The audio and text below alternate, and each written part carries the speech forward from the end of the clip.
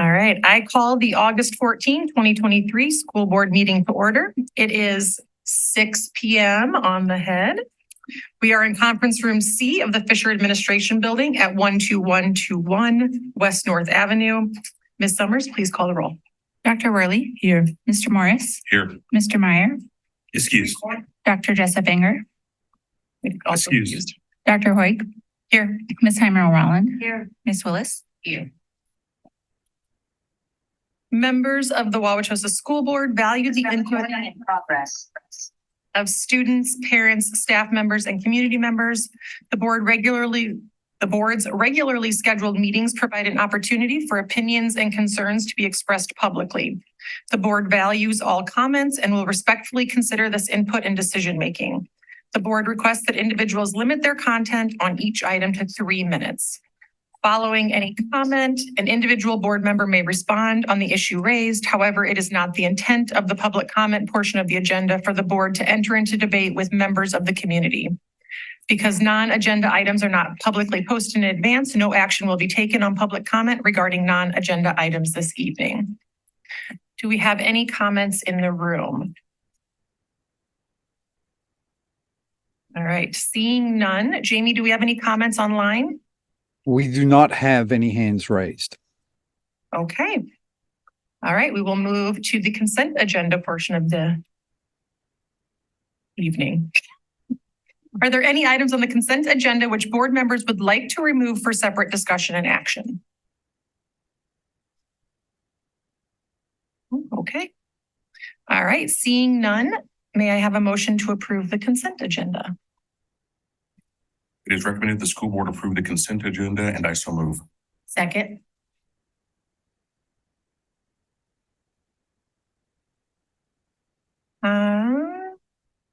Okay, I think we'll open for, do we have any discussion that people want to have around the consent agenda?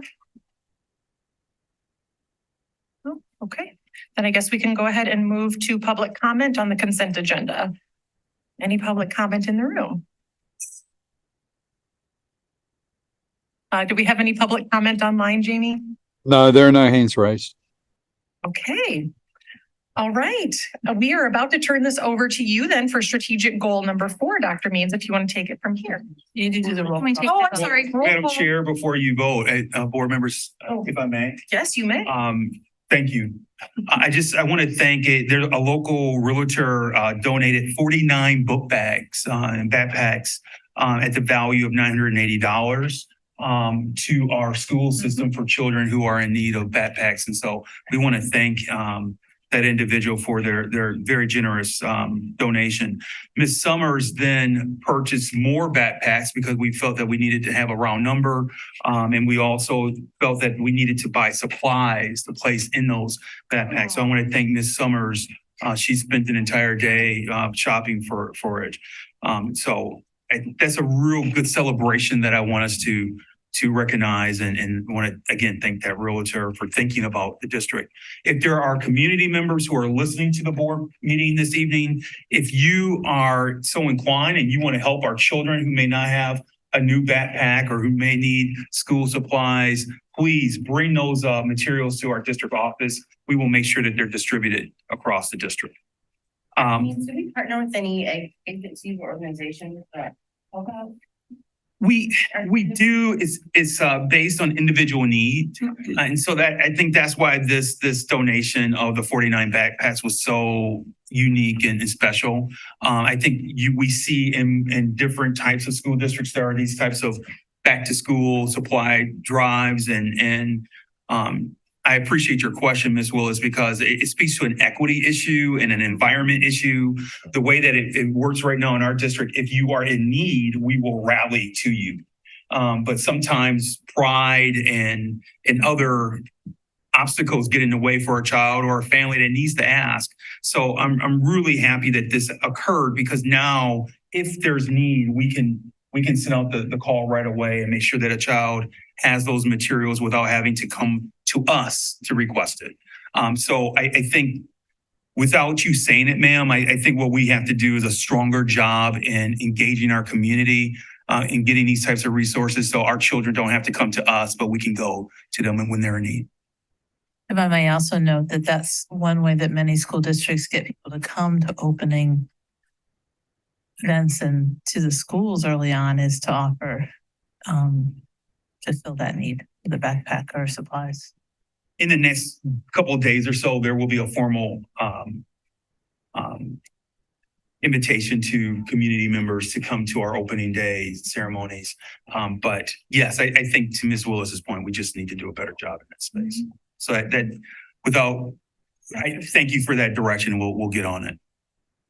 I think this consent agenda also has something that is very, I think the community will be very interested in, and that is we're purchasing lockable cell phone cabinets. Mr. Pinion brought an example of a cell phone cabinet to one of our workshop in-service meetings last week. They're a see-through cabinet where you can lock your cell phone. So if you are a student and you need to put your cell phone into that cabinet because you can't control using that device while in class, then that will be available in all of our secondary schools.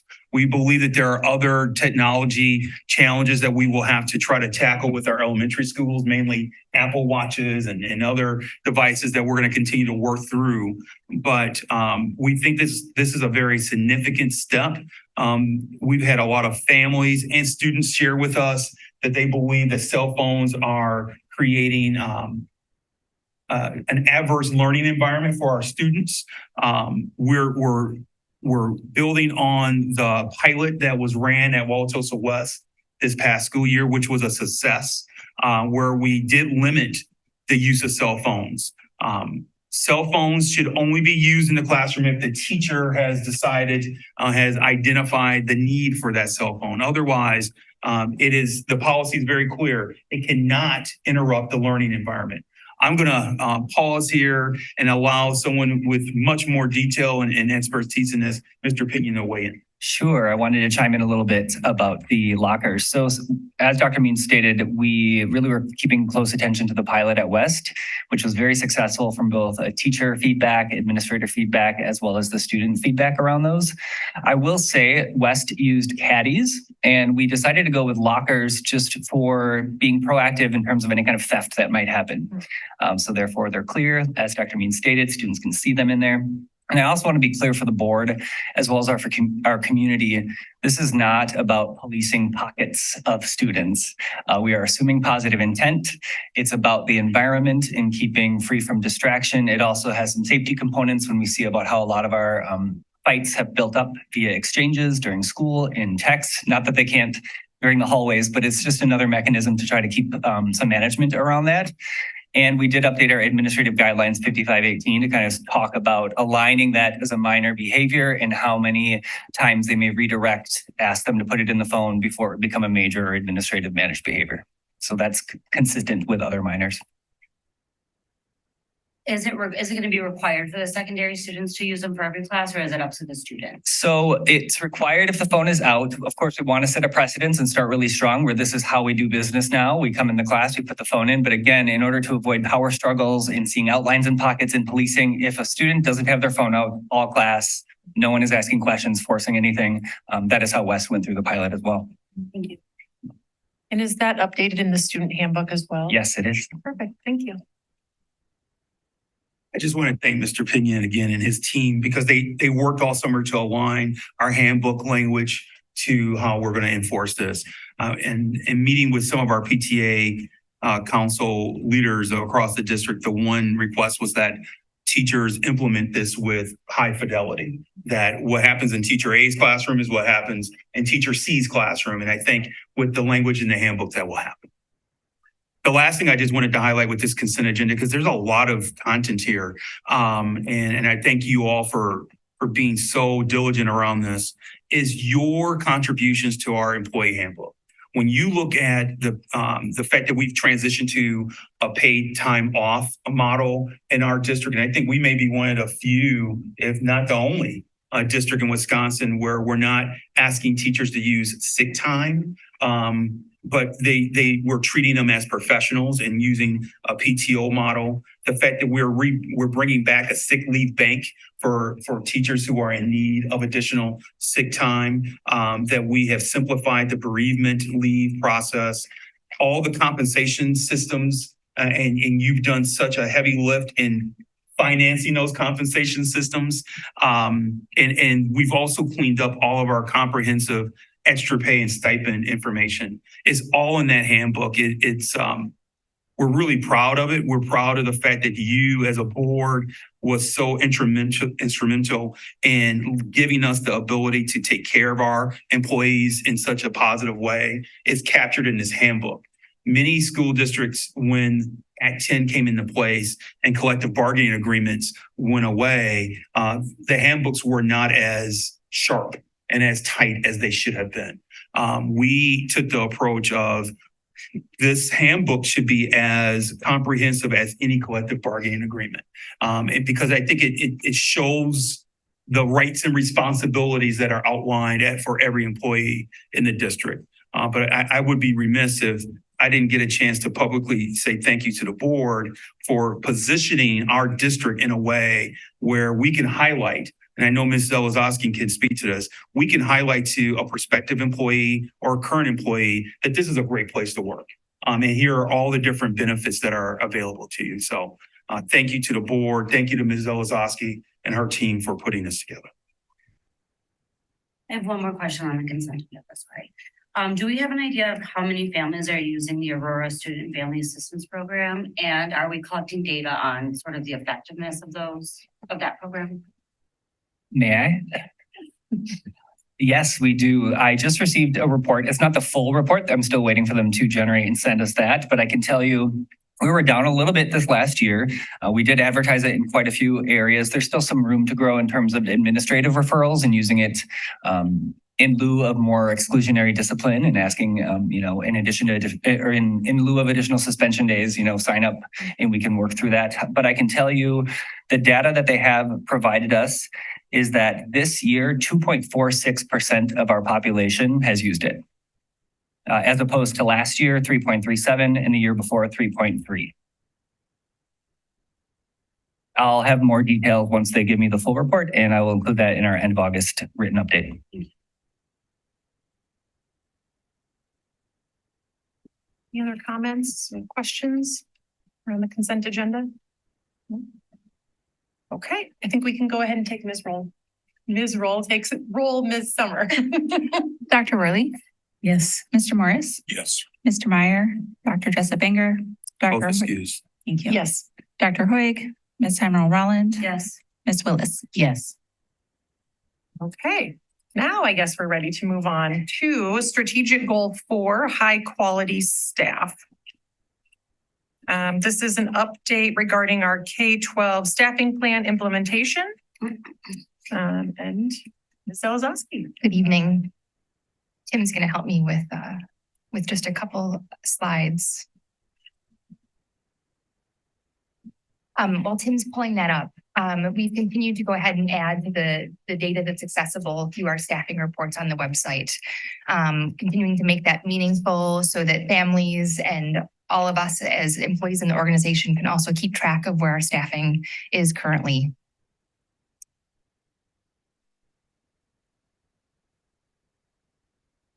A summary across our elementary schools, including our teacher fill rate for the positions that we've had, numbers of sections in each school, and our current enrollment, as well as our special ed caseloads across each school as well. One of the things that we're really proud of with our staffing report is that we've been able to go ahead and bring together the resources from our People and Family Supports Division related to special ed caseloads, as well as real-time updates to enrollment data from Infinite Campus that then filters with our staffing information and our section sizes. It's been really valuable to go ahead and have access to that over the summer. Our overall fill rate as of today is about 86.5%. That's not including our county programs, as staffing in that area is a little bit more variable. And then we have our secondary staffing by school. You can see our fill rates, what our total FTE and enrollment are, and then again, the picture of special education caseloads across those schools. Our building leaders, as well as our staff here at Fisher Building, have been working really hard to go ahead and recruit, as well as interview and give prompt referrals for our vacancies. And so you see what are really strong fill rates for the start of the school year. One of the other components for recruitment that we identified this year or implemented this year were referral bonuses for our staff members, and that's turned out to be very popular as well.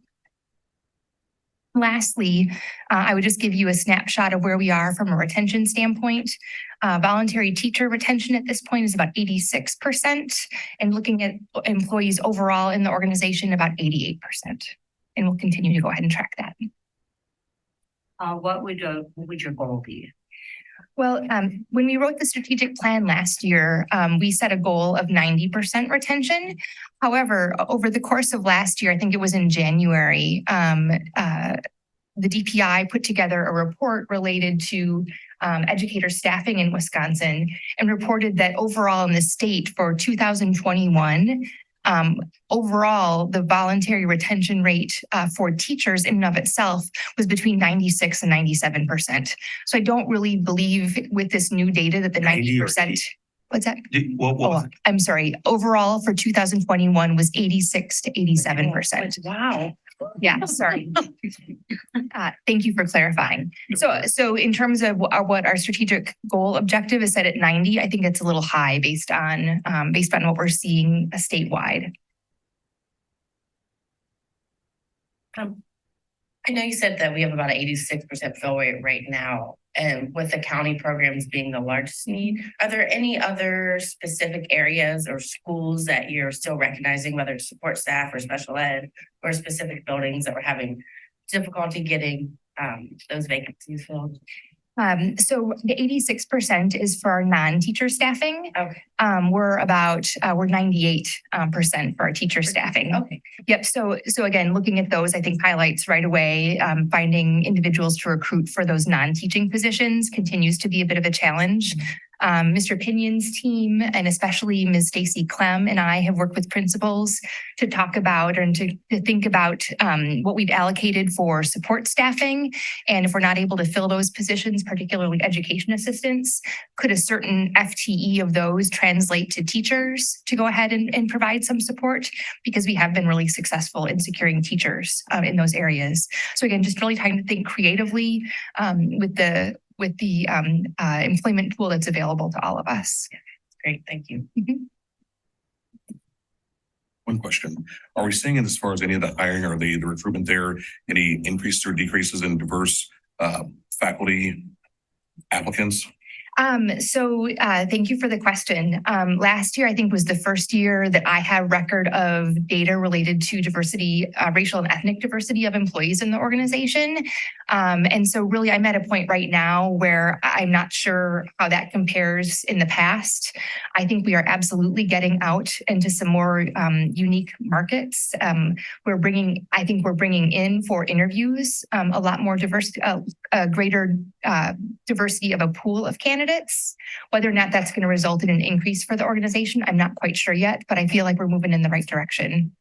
And part of that is staff too, and that referral bonus program is that staff are making recommendations about coming to work here, I believe, more than they have in the past. Dr. Weber? Yeah, along those lines, are we keeping retention data broken out by race and ethnicity? That we have not in the past. I met with my new director. Thank you all for approving Leah Claybore's addition to my team. She's amazing. So Leah and I met with Ms. Lindsay White, who's the director of data quality and analytics, and we're really putting together the finishing touches on what we haven't gotten from a data standpoint going forward, and that's one of those pieces that we plan to add.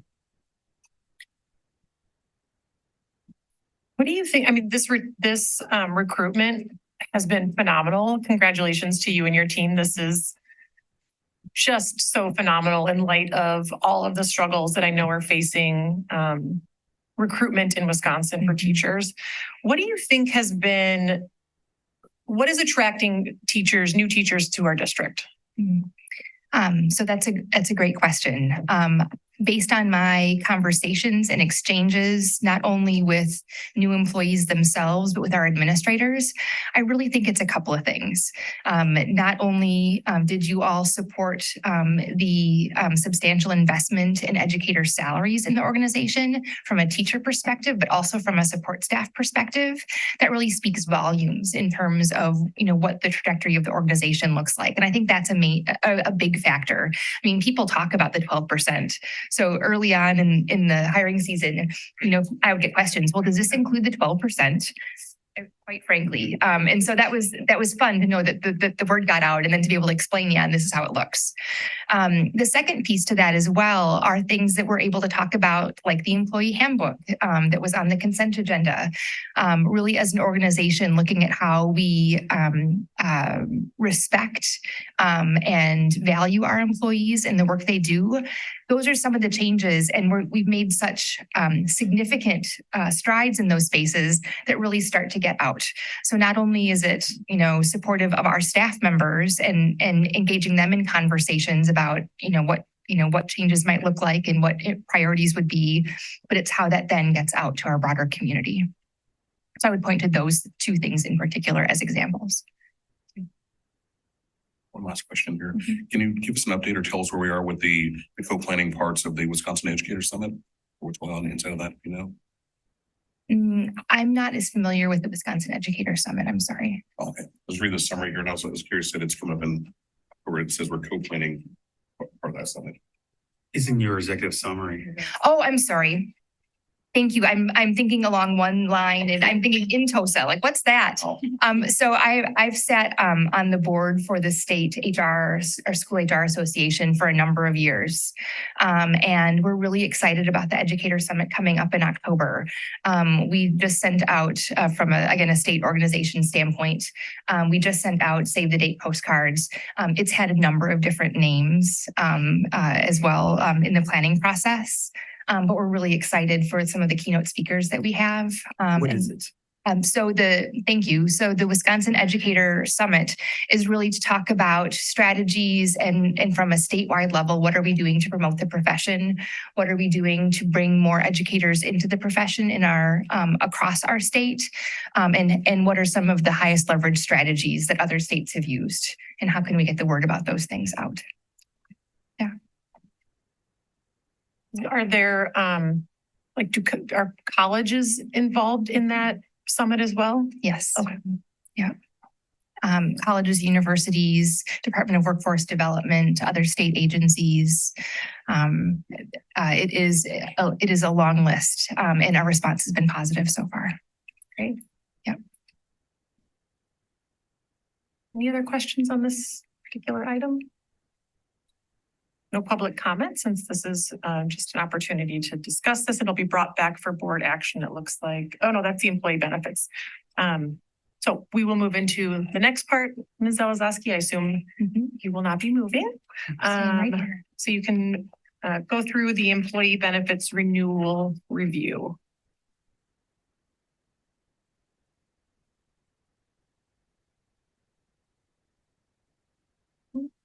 Thank you for your support again, Tim.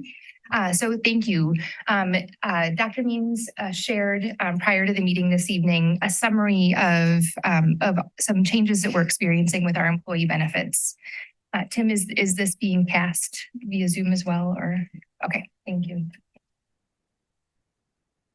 So when Ms. Zalazowski, it's not. You need to share that. There you go. Now you're good. Thank you. Thank you, Tim. When Mr. Brightman and I were working on with Dr. Means and our team on budget planning for the 2023-24 school year, we included a 2% increase in health insurance costs in that budget. Based on the experience of our health plan in Wauwatosa, that had been historically a reasonable number to go ahead and include. We sat down a week and a half ago now with our benefits consultants. And in fact, based on higher employee participation, as well as higher utilization of health insurance benefits, including prescriptions as well as healthcare, our increase for next year is actually 16.6%, very different than 2%. The 16.6% equates to about $2.6 million in actual premiums, costs of the insurance plan. And because we are I'll back up. So the difference between the actual $2.6 million cost of the increase and the budgeted 2% is about $2.3 million. So still very significant. The Wauwatosa School District has been a self-funded insurance program for many years. And as such, when we have, years that go better, we go ahead and invest in a fund balance specifically for that health plan, in case there are some unexpected high claims or other costs associated with the plan. So we have at this time a fund balance that's specifically for that healthcare liability of about $5.7 million. So in thinking about how we can tackle that 16.6% increase and what some of our options may be, we are presenting you with three options and a recommendation this evening. This item this evening is conversation and discussion, and then we would come back and ask for approval of one of those options at our next meeting in order to get our renewal process and our open enrollment process underway. Option A would be for the district to go ahead and assume the full cost, the difference between the 16.6% and what we budgeted, so $2.3 million that we would take out of our health insurance fund balance, which is just under half of that fund balance. We have another option to go ahead and add another tier to our benefits. Right now, we're set up fairly traditionally with an in-network tier and an out-of-network tier, and your costs are a little bit different depending on whether you see in-network versus out-of-network providers. By creating a third tier, we could create an in-network provider. One of those tiers would be a more preferred providers who have better healthcare outcomes, as well as reduced costs back to our health plan. So that would be the new tier 1. And then we would create a new tier 2, which would include, based on United Healthcare's negotiations with networks, it would include Ascension and Pro Health providers. And so the costs for this new tier 2 would be higher if you chose to see one of a provider within those networks. And so the increases come in the form of an increased deductible, in addition of coinsurance, as well as some copays for services like urgent care, emergency room specialist, and primary care provider. Again, the tier 1 group would include providers such as Aurora, Children's, Freighter, and the Medical College, and costs for those providers for our employees in option B that we're sharing with you would remain the same as they are currently. The cost of option B would be beyond the 2% that we have budgeted. It would be an additional $820,000. In other words, making those couple of changes and creating this third tier of insurance for a middle of the road network of providers would save us about $1.48 million off of the total expense of the cost increase. And then we also have an option C, and this includes everything we talked about in option B, but it also includes the copays that we are proposing for this new tier of benefits. It includes those copays for tier 1. So even if you went to see Aurora, Children's, Freighter, Medical College providers, we would also have copays for those services as well. And so that option, the cost beyond the 2% that we have budgeted would be about $676,000. And so the savings from the overall 16.6% increase is about $1.6 million. Administratively, we have talked extensively about these options. Our recommendation would be to move forward with option B that would create a second in-network tier as we described. The provider savings with really incentivizing folks to use the providers who have better healthcare outcomes and lower costs to the health plan are fairly significant. And as employees, we all have the ability to go ahead and choose. There are about 18% of our employees on the health plan that right now have expenses that would be under this new tier 2 option. And certainly each of us, in terms of deciding, if we want, where to see our primary care provider, where to look at urgent care or other specialized services, we absolutely have options in making those choices. And if an employee feels very comfortable and is very well established with a provider in that tier 2 network, they certainly would have the ability to maintain that connection with that healthcare provider.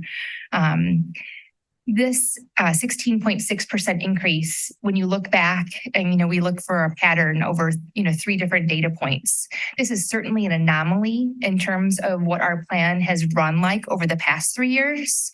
And we don't want it to continue under this trend as well. And so taking some steps towards stemming that trend, we believe is important. Questions? First question here, have you pinpointed or do we know what was the driver of the such of a different increase? Yeah. And Keith, feel free to jump in. It really 3 things in particular. A, for the 2022-23 school year, and these are not in any order. These are just the 3 drivers. For the last school year in particular, we added a number of positions paid for with the federal funding we had and really to support students' social emotional needs by and large, but also academic needs, after, coming back to a more traditional schooling environment. The second thing that was really driving that increase were high claims on our health plan or any claims that cost over $200,000. And that number doubled last year. And then thirdly, we saw a really significant increase in prescription drug costs. Those biologic drugs for autoimmune conditions are very expensive, and they certainly offer, the individual taking them a much better quality of life, but they are very expensive and have had an impact on our health plan. So with all those 3 things, it sounds like those are hard to avoid in some cases because they're out of a lot of our control. Yeah. Or do we anticipate seeing or forecasting further, at least outside of the increase in positions from then to now, but the cost of claim expenses as well as the prescription drug costs? We don't see that, at least today, jumping significantly either direction. Do we see that trend carrying those things forward? That's going to contribute to, instead of a 2% increase, to a 5 or a 7 or a 10% that we're going to look at going forward? I will make a brief statement, then Keith can jump in. I would say that looking towards increasing or helping employees be good consumers of healthcare, which providers have the best healthcare outcomes and which providers offer the best discounts for the support that they need is one way to start, getting those savings on health conditions that we can't control. It's, keeping our employees healthy is a really important part of what we do. And another area that Keith will touch base on is rebates that come through with prescriptions and how those are applied to the plan. Yeah, I just want to talk about the rebates, and that was one of the upfront things that we pushed on with our health brokers is looking at our rebates in comparison to what we've seen in our past seemed kind of low. And so we pushed on that. We negotiated through our brokers for a much better rebate structure within our current provider. So we joined a collaborative or whatever you want to call it, more of a cooperative type of approach to that, which gave us more buying power on the rebate. So that was important. As far as future news to me with this process is Medical inflation hasn't really hit yet. There are multi-year contracts within the negotiated rates that United Healthcare has with the networks. And so those are kind of locked in, but the costs are up. We should expect that costs and contract prices will go up over the next several years because it's kind of lagging what we're seeing in the rest of the economy. The costs are there, it's just the negotiated rates haven't quite hit yet. So what that means, I don't know exactly yet, but we'll continue to monitor.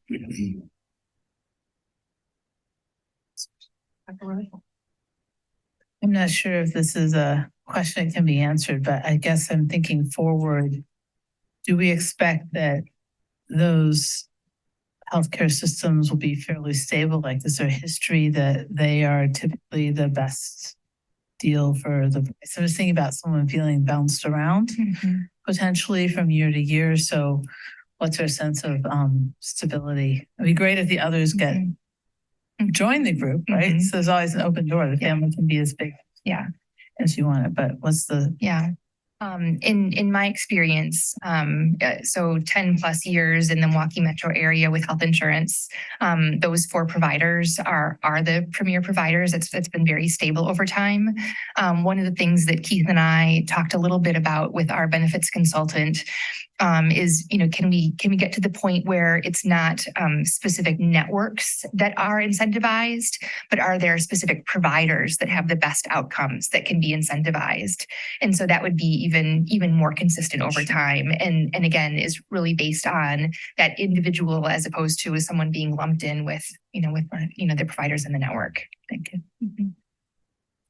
Commissioner, as you review these options here from where we are now and look at A, B, and C, do you have any data or anything to support there, or what it looks like on how competitive our benefits are with other districts or other regions of the state?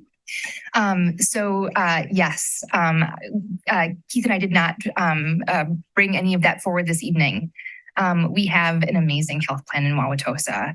And one of the reasons that many of our staff members stuck with us in the times when compensation was lagging was because of the good health insurance plan that we had. And our retirement benefit is also connected to health insurance. We are the only plan that I know of that has a $0 premium contribution for employees. And that's also a really powerful talking point, when we're recruiting for the organization. But that's really important to our staff members. They very much understand that they persevered through some darker times to be able to maintain that benefit. And I know that that from a comparative standpoint, right now we don't have any copays. All that employees are paying right now is the deductible, and that has a really favorable comparison when you look at other plans in the area. Last question, this might be for Mr. Reitman. When we look at the healthcare liability fund balance, the 5.7 million, does that fluctuate from year to year or period to period? So if we see that we've got a deficit now, and if we went with option A versus option C, do we see ourselves looking at that 5.7 million continue to decrease year over year? It would decrease if we would let this kind of float year after year. The way that it kind of works is quickly from an accounting perspective is we expense it as we have a payroll in the system. Those dollars then go into a liability to pay future claims. And to the extent the future claims don't match what we put in the account, we create a surplus there. And so that surplus liability is at $5.7 million. So it is dollars available to fund future claims. But if we're in a shortfall position over time, it will draw that down to zero. We don't want to let that happen either. And it sounds like we've been in a fairly healthy position there. Have we ever been in a position where that fund balance has been drastically low, from your knowledge? Not from my knowledge. And, I think I've said this before, but the district kind of plays the insurance company here. So we want to make sure that we create a buffer because we are going to have bad years. This is part of any insurance company or any insurance product. So we do want to plan to that. And we want to be able to kind of soften those like we are recommending right now, not to make a knee-jerk reaction, just to keep things completely positive with that. So it gives us some flexibility to do that. For an organization of our size, self-funding, is there a fund balance that is recommended?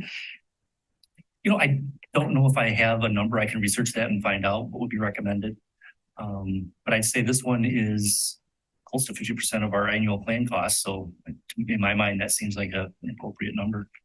Not high, not low. I just wondered if your team has consulted with the teachers union at all on this conversation. I have. Yep. Yeah. Over the past week and a half or so, I had one meeting with them that focused primarily on the paid time off model and getting some feedback. We started the conversation related to health insurance. And then I met with two representatives from our teachers last week.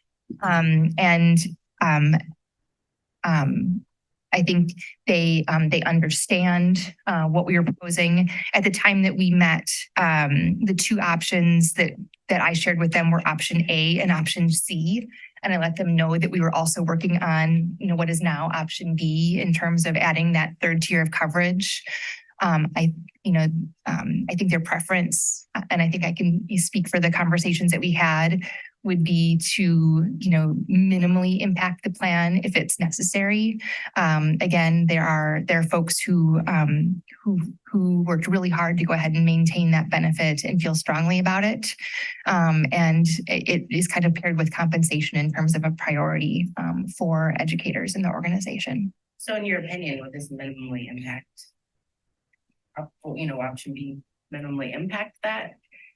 I think option B is the best balance between the significant cost increase in what we're looking at and then minimally impacting staff members. I think the fact that we would be adding a third tier, which increases the amount of choice and option that employees have in terms of where to spend their healthcare dollars. I think that's the best option we have right now.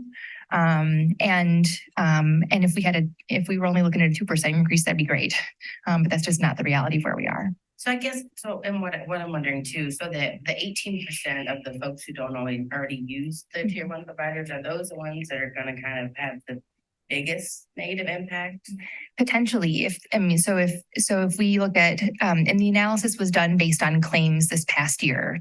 So 82% of our claims right now went to what would be tier 1 providers under this plan. The other 18% went elsewhere. We have very little out of network utilization, so that we're kind of making the assumption that most of those 18% would be these other providers. I did some calculations in terms of, if you met the out-of-pocket maximum on top of, what the current deductible is, what are you looking at? And it's a really, really substantial amount of healthcare that someone would require to go ahead and meet those deductibles, something like upwards of an additional 60 medical appointments between urgent care specialists and primary care during the year to get to the level that we're talking about. Someone in that spot really needs to have access to this healthcare. If they did choose to do that at a tier 2 provider, I think it's important that they have that option. I think it would be the rarity that anyone would max out those expenses. In addition to what we have now for deductible. Then last question. I know there was some conversation early on about potentially putting a health clinic in what is now maybe going to be the alternative program place at West that we're going to be talking about on our next agenda item. Why did we not go that route? Did we not see a benefit in savings in that, or just logistically able to do it? So for clarification purposes, when Keith and I both came into the organization, we both have experience with health clinics and really, really support them in terms of benefit for employees as well as cost options to keep increases low on your health plan. So prior to getting this, we met with our benefits consultant and toured a local clinic. At the time, space was an issue. And so really it was Keith and his team's creative thinking and work with our recreation department that has created the option now where we can actually look at an on-site space. So that door is absolutely still wide open. Just from a timing standpoint, the implementation of a clinic is, somewhere between 8, 9, and 18 months. And so that's absolutely something we still want to consider. But the timing is just a little bit different. And that's something that could in the future also provide some more reduction costs for our employees. It would provide another level of option as far as where you want to access care and what you want to spend your money on. Yeah, Thank you. for sure. Thank you for all this detail. Do you have a plan to take the option B to get the union feedback on it? We literally just finished Right. it today. Yeah, no, no. what I shared with the group that I met with it, and again, I met with a couple of representatives and shared the information to our larger meet and confer group. My plan has been all along to go ahead and share the updated information and to offer to go ahead and be available to touch base again, see if they have additional questions. I expect to remain in contact with them as we move towards the next meeting. It just might be helpful for all of us to Yeah. hear, since we've heard what they think of A and C, to also have that information as board members about what they think of B. I'm happy to go ahead and bring that back. Last question here. Do we have any plans or any strategies around claim reduction or frequency reduction set up, or any plans out there that, they're very hairy words there, but think of ways there where there's other options or benefits to the district to have a lower severity, a lesser number of higher, since we have so many that are those higher tier where they're mounting claims. Any plans in place to either offset or reduce those? So Keith, maybe you can speak more to this. One of the things that we did cost out and actually is embedded within this is an adjustment to our stopgap level, the attainment level, to go ahead and get at some of those higher cost claims. One of the health insurance plan recommendation also includes a number of other benefits to employees. An example of one of those would be a direct contract with a physical therapy provider, where employees would have a lower cost of attending appointments, and the billing back to our health insurance plan would be less as well. So we're starting to look at some of those those direct contracting, which I think speaks a little bit to what you're talking about. Keith, you're welcome to go ahead and comment on any other part of that. Yeah, and then we're also adding in a weight management plan called Real Appeal, and that's been highly successful in my past with employees engaging with that and hitting their weight loss goals. So it's a pretty effective program. Trying to think of the third thing that we had, the cancer support.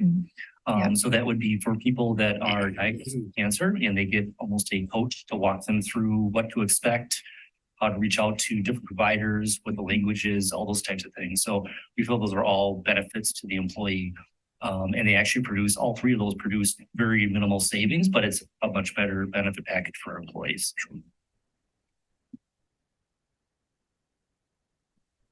I have just a couple of questions. So if I'm understanding correctly, right now, there's no max out of pocket, no premiums, no co-insurance, and no co-pays. So basically it doesn't cost the employee anything to be insured under our plan. The max out of pocket is the same as the deductible. So there is an annual deductible and the same max out of pocket. So it's for that. There is a deductible already. Yes, 1,500 single and 3,000 family. Yeah. Yes. Okay. Okay. And the change in that, for option B, can you just run me through what would be the increased deductible, the increased max out of, I would assume that would be the increased max out of pocket, maybe, but also there's now co-pays and co-insurance. Can you just run me through what would that look like? Yeah. So Keith, I've got some of the numbers right here.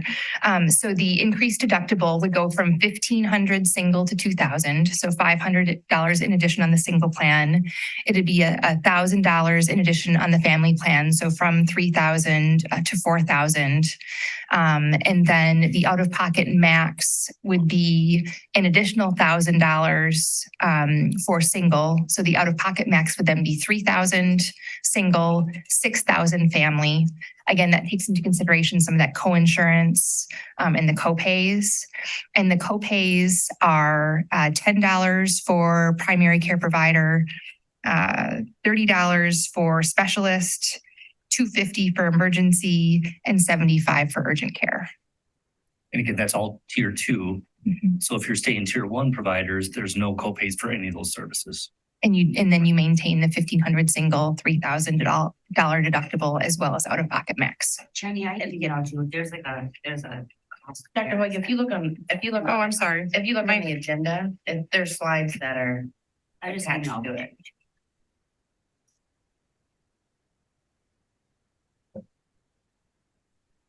Should be the second slide. Keeping in mind that those slides, again, included what are now A and C he wasn't alive yet. I'll be looking at it. Does that then include, sorry, I'm pulling it up right now. Does that include then what option C would look like for if there were copays added to tier one? Yeah, so actually what's in the slides is C. And I think that you just clarified that. So look, the maximum for family would no longer be 8,000, but rather 6,000. Is that what you said? Correct. And Yeah, 3,000 rather than 4,000. correct. We tried to, after we got feedback from our teachers, we really tried to dial that back a little bit and yet still have the incentives and the drivers to that tier one. So the thing that remains the same is the deductibles. Those will all be the same cost under B.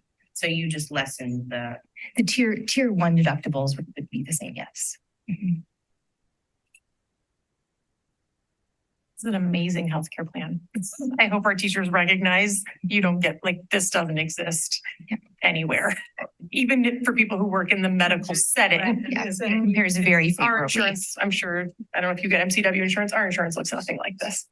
I know we need to look more broadly and holistically at this, but I guess my concern kind of goes back to that 18% that might have been holding on to this insurance for so long for whatever reason. Maybe they have a sick child or loved one that requires them to kind of go out of network to get care, and how is that really going to affect them, right? Because I've heard as a teacher, being in a union where we've had healthcare coverage switches that went from somebody paying $5 a month for insulin to paying $500 a month for insulin, right? From kind of life-saving treatment. So, I mean, I know it's our job to think high level, but I also want to think, on a human level, like how is this going to impact our staff who have dedicated, 10, 20, years with us?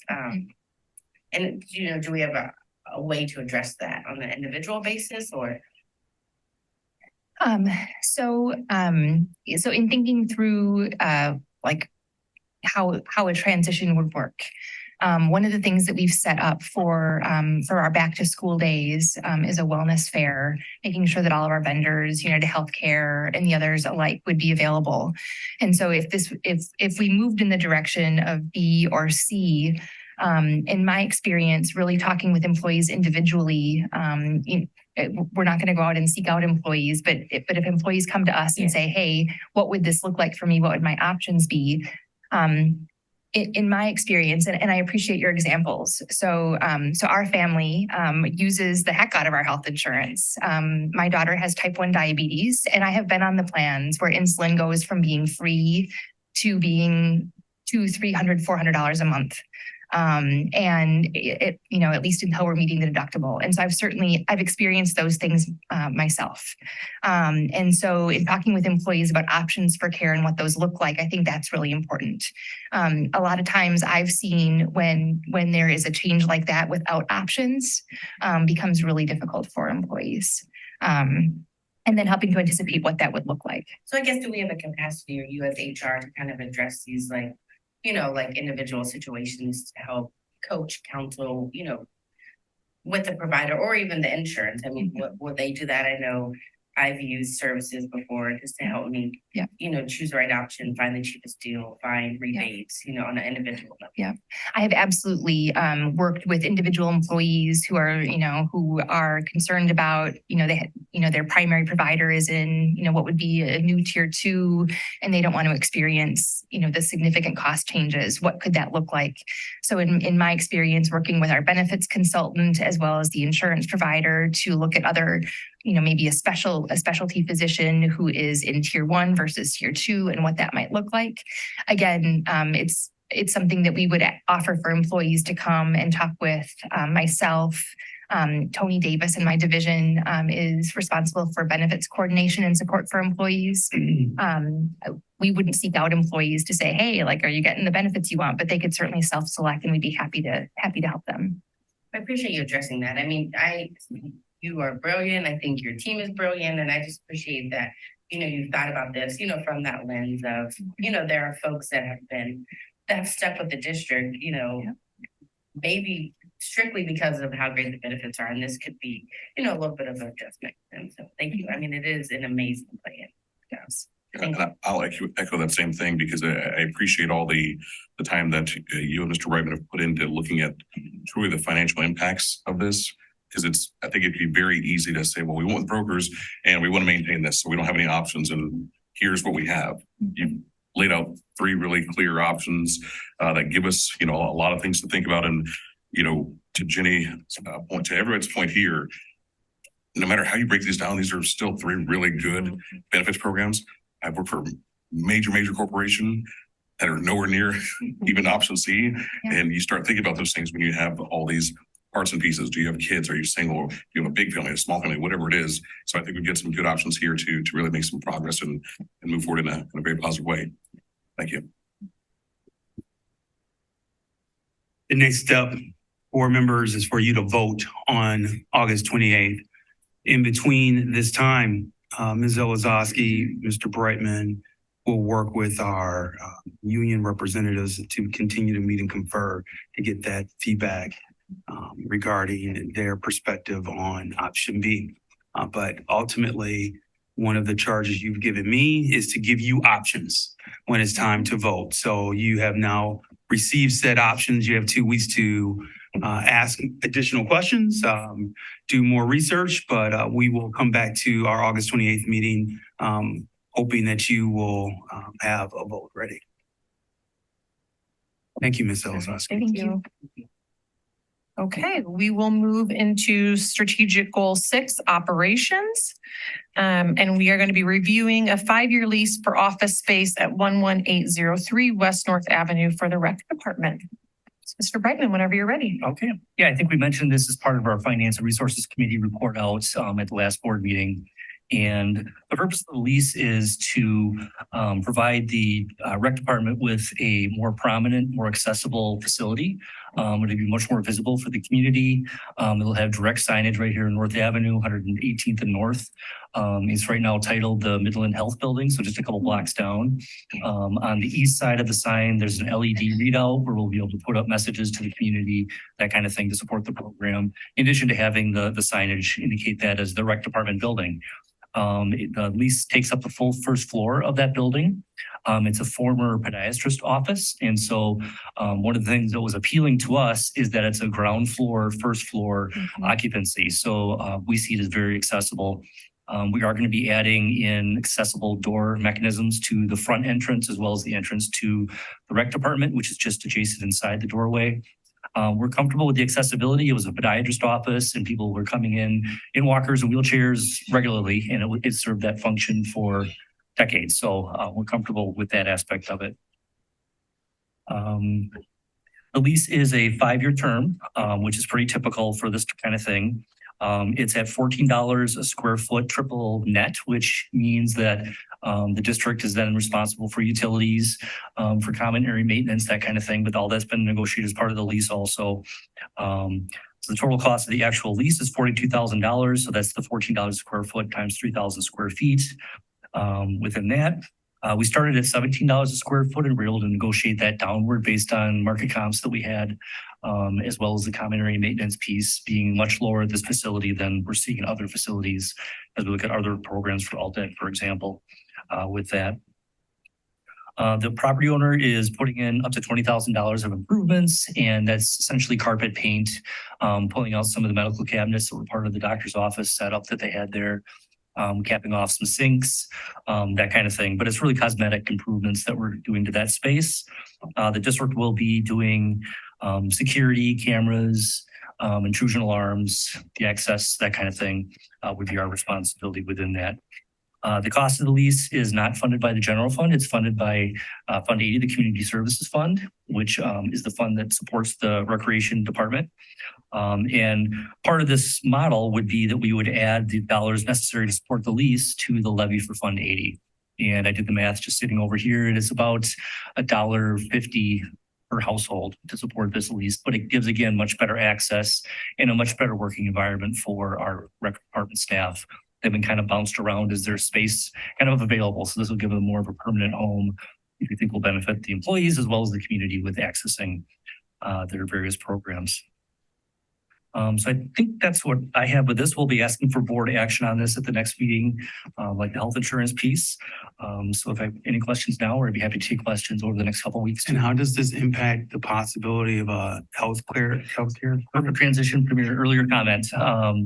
And so part of the madness here is by freeing up the rec department's current office facility, which is on the west side of West High School as a separate parking lot kind of between the school and the interstate right there.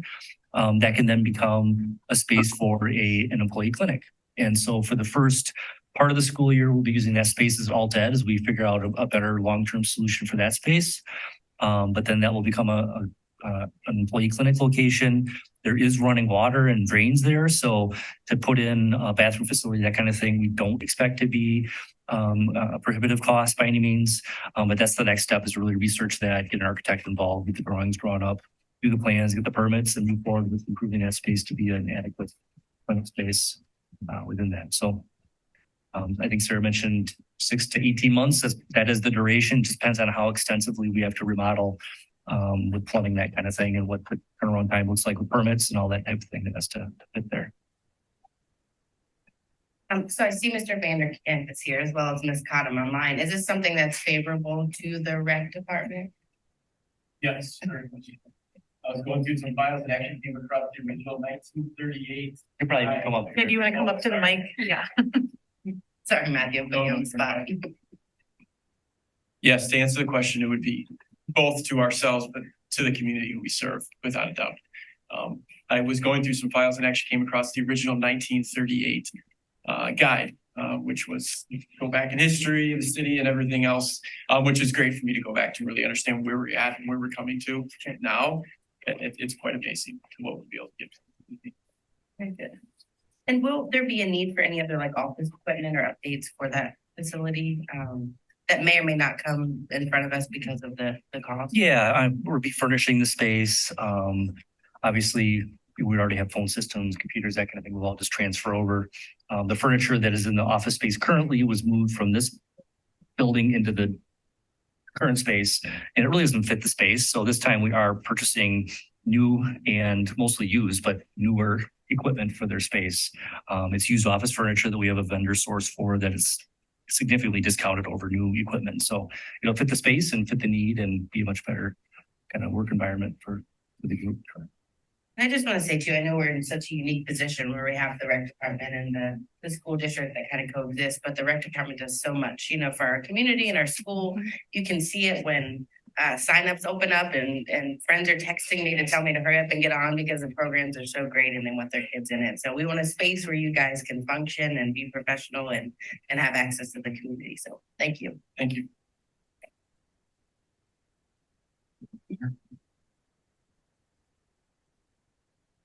Okay.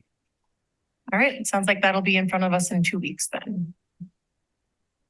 All right. Thank you so much. That takes us to our final public comment. So are there any public comments on non-agenda items? And Jamie, we don't have anybody in the room. So do you have anybody online? No, you've got no hands raised. No hands raised. Okay. The time is 7:02 p.m. May I have a motion to adjourn? So moved. Second? Second.